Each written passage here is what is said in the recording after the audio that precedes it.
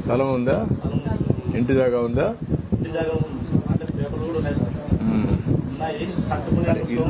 ఇల్లు ఇస్తే కట్టుకుంటారు.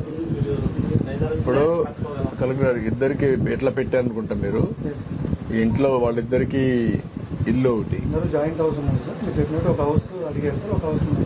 ఆ ఇల్లు ఒకటి ఇచ్చేసేయండి, మీరు కట్టుకుంటారు.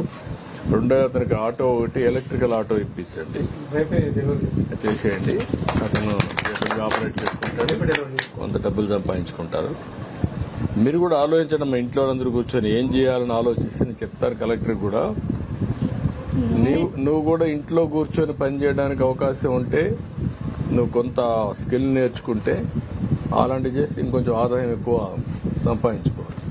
నువ్వు చదువుకోలేదమ్మా? నువ్వు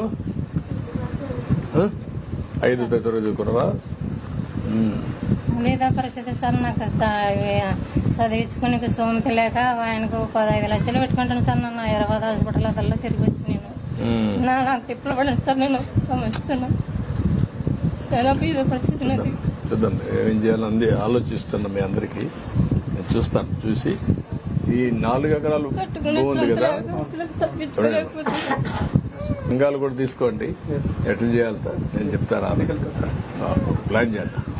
ఓకే అమ్మా, నేను చూసుకుంటాను. ఈ 2 చేస్తాం, ఇల్లు కట్టిస్తాం ఇమీడియట్ గా. అదే మరి ఆటో ఇప్పిద్దాం, చేద్దాం.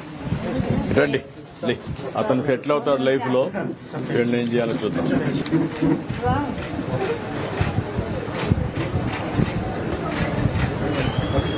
కరెక్ట్ గా ఇచ్చేస్తున్నారు కదమ్మా. ఏమన్నా పైసలు కట్ చేయడం గానీ, వాళ్ళు ఏమైనా కొంత తీసుకోవడం కానీ ఏమైనా ఉన్నాయా? ఏమి లేవు కదా, ఎవరు తీసుకోరు కదా. అడిగినా ఇవ్వద్దండి.